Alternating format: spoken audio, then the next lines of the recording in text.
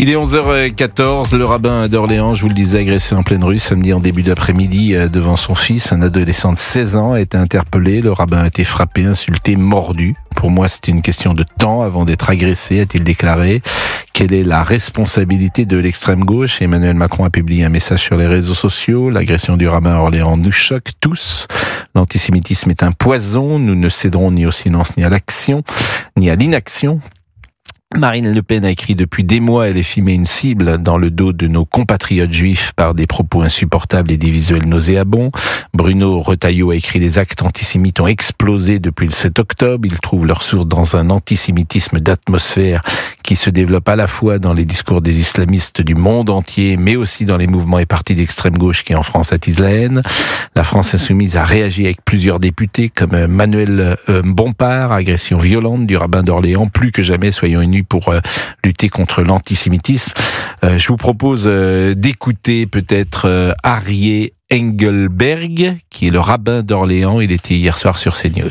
On rentrait de la synagogue avec mon fils et il y a un jeune individu qui nous voit arriver au loin. Il sort son téléphone et il commence à crier en disant « Monsieur, est-ce que vous êtes juif ?» Je réponds « Oui ». Et il dit « Tous les juifs sont des fils de... » L'insulte et il crache. Je me suis protégé, il a donné des coups, il m'a atteint, je me suis défendu comme j'ai pu me défendre. Il y a eu un moment donné où instinctivement j'ai ramassé ma kippa qui était tombée par terre et à ce moment-là il m'a ceinturé par derrière. Donc il m'a mordu fort dans le dos. Pendant tout le long de l'agression, j'ai surveillé mon fils, que je le voyais tétanisé.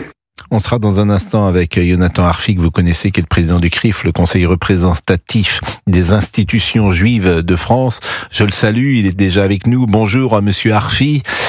Bonjour. Et je vous propose d'écouter ce que disait Manuel Valls, ministre des Outre-mer. Il était l'invité de Sonia Mabrouk sur CNews et sur Europe 1 ce matin. La haine de la France s'exprime aussi par la haine des Juifs. C'est ce qui explique d'ailleurs cette violence, cette résurgence, ce tsunami anti-juif qui s'est conjugué avec la haine d'Israël depuis le 7 octobre 2023. Mais donc la France est redevenue dangereuse pour les Juifs. Mais c'est la France elle-même qui est attaquée. En attaquant les Juifs, l'islamisme attaquant les Juifs, avec en effet ses complices, notamment à l'extrême gauche, on veut détruire ce qu'est la France. Une histoire, sa nation. Les mots sans ambiguïté de Manuel Valls, le ministre des Outre-mer. Sophie Primas, ou Primas, je ne sais pas d'ailleurs si on prononce le S ou pas, elle est porte-parole du gouvernement, elle était hier sur CNews et Europe 1. Il y a une attaque tous les 3 jours antisémite. Ça nous rappelle des heures vraiment sombres et on ne peut pas laisser continuer à se développer cet antisémitisme. Gérald Darmanin également a pris la parole. Il est ministre de la Justice. Il était hier sur BFM. Écoutons-le. Il faut aussi que les femmes et les hommes politiques, quels qu'ils soient, et notamment le plus à gauche de notre vie politique, arrêtent avec l'ambiguïté sur l'antisémitisme. C'est une violence inacceptable et on sait tous que l'antisémitisme, c'est le début. Les Juifs d'abord et ensuite le reste de la société, le début d'une société extrêmement malade, et il faut que tout le monde soit très clair. La France insoumise, c'est incontestable que l'ambiguïté, pas de tous les dirigeants de la France insoumise, mais d'une partie des dirigeants de la France insoumise, est mortifère pour le bien commun, est mortifère pour notre paix publique. Mathilde Panot, elle était ce matin sur RTL, elle est députée de la France Insoumise, comme vous le savez. Elle a condamné, bien sûr, ce qui s'est passé samedi, mais il y a une ambiguïté, forcément, dans ce mouvement depuis de nombreux mois. Il y a un poison antisémite, il y a un poison islamophobe dans ce pays qui est agité par nombre de personnalités politiques et ce poison ne vise qu'une chose. Le poison raciste vise à diviser le peuple français. Et je veux vous dire qu'il y a danger quand ceux qui portent juste le droit international et la voie de la paix sont qualifiés d'antisémites. Je parle de monsieur De Villepin, du pape, du secrétaire général de l'ONU, jusqu'à Jean-Luc Mélenchon, moi-même et d'autres. Enfin, l'affiche antisémite qui caricaturait Cyril Hanouna, elle est venue de la France Insoumise et de personne d'autres mouvements. Et elle n'a pas été condamnée, que je sache, par Jean-Luc Mélenchon. Mais écoutons Madame Panot sur ce point. Maintenant, ça suffit et je vais pas d'excuses ce matin. Mais je vais vous dire, ce qui est le propre des périodes où l'extrême droite est en train de monter et d'être banalisée, c'est de transformer les antiracistes en racistes. Nous ne sommes pas des racistes, nous sommes des humanistes qui refusons à tout moment dans notre pays qu'on trie les gens selon leur religion, leur origine, leur orientation sexuelle ou leur genre. Vous êtes Madame Panot des antiracistes qui avait publié la semaine passée une affiche antisémite qui caricaturait Cyril Hanouna. Manuel Bompard, député de la France Insoumise, il était avec nos confrères de Nice Matin vendredi dernier. Il y a quelques semaines, une interview de Emmanuel Todd, qui, lui juif lui-même, il le disait, qui disait une chose qui me paraît très juste. Il disait, si un jour, malheureusement, les juifs sont menacés, y compris physiquement en France, je pense qu'ils auront plutôt intérêt à venir se réfugier derrière ou chez un militant de la France Insoumise que dans un militant de l'extrême droite. Eh ben, je suis d'accord avec lui. Tout aussi brillant. Manuel Bompard qui disait cela, je le répète, à Nice Matin. Alors on est avec Jonathan Arfi, qui est donc président du CRIF. C'est pas que je sache un militant d'extrême droite qui a agressé un rabbin. C'est un jeune homme d'ailleurs dont on ne sait pas grand-chose, sinon qu'il aurait 3 nationalités différentes, qui a donc 16 ans et qui sans doute a été biberonné depuis des semaines à la haine des réseaux sociaux. Un jeune homme qui voit depuis le 7 octobre un antisionisme décomplexé, un jeune homme qui entend de la bouche de Monsieur Mélenchon que les Juifs perpétuent un génocide à Gaza, un jeune homme qui voit fleurir des drapeaux palestiniens un peu partout en France.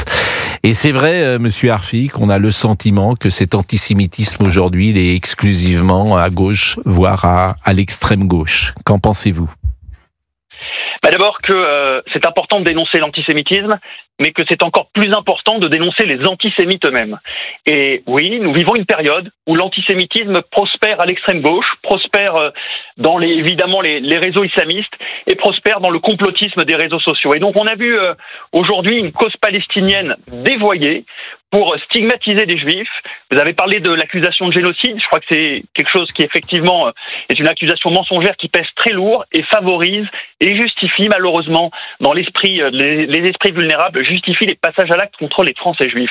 Voilà la réalité de ce que nous vivons. Il faut le dire très clairement, la France Insoumise a une responsabilité directe dans ce climat parce que c'est elle qui a choisi de faire de la question de Gaza son fonds de commerce électoral, c'est elle qui a choisi de faire du Proche-Orient un cri de ralliement d'une génération souvent radicalisée et prenant évidemment et naturellement les Juifs comme des cibles en les sommant de se justifier d'un conflit qui se déroule à 4000 km. Donc voilà la réalité de la situation depuis notamment le 7 octobre 2023 dans notre pays. J'ai vu que cette marche du 22 mars, j'ai vu que la LICRA avait refusé de défiler avec d'autres associations et même avec évidemment des partis ou des formations de gauche. Comment vous avez interprété la LICRA refusant de manifester ?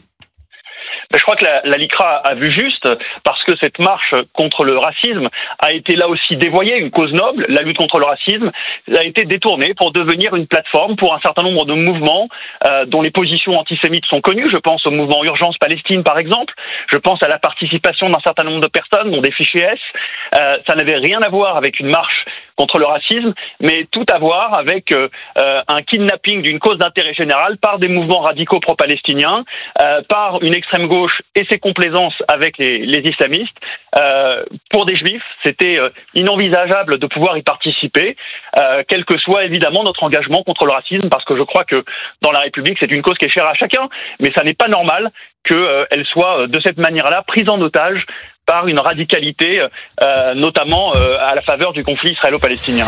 Alors que faire ? Parce que ça fait plusieurs fois qu'on dialogue ensemble, Monsieur Arfi, et manifestement rien n'y fait. C'est-à-dire que Monsieur Mélenchon reste sur la même ligne, et non seulement il reste sur la même ligne, mais j'ai envie de dire c'est la surenchère.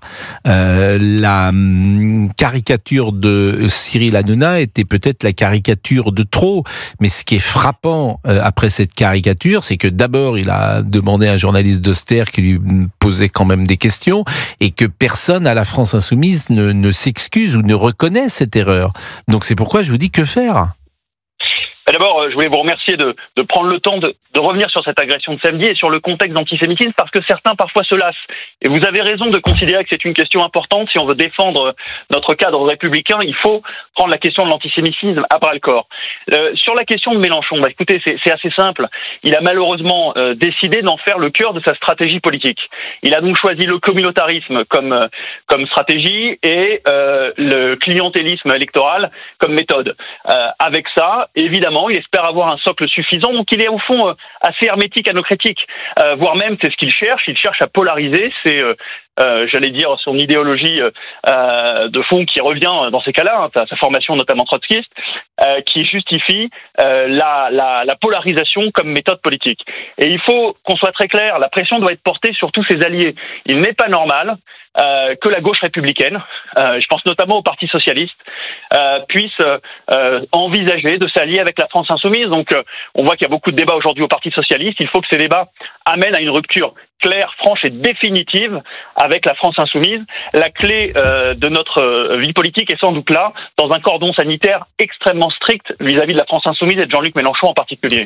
Jonathan Arfi est avec nous ce matin. Il est président du CRIF sur Europe 1. Il est 11h24 et il va même peut-être rester avec nous après la pause parce que nous dialoguons souvent ensemble, Monsieur Arfi, et nous avons un petit différend, si vous me permettez, parce que vous renvoyez souvent dos à dos le Rassemblement national et la France insoumise dans l'antisémitisme, au fond.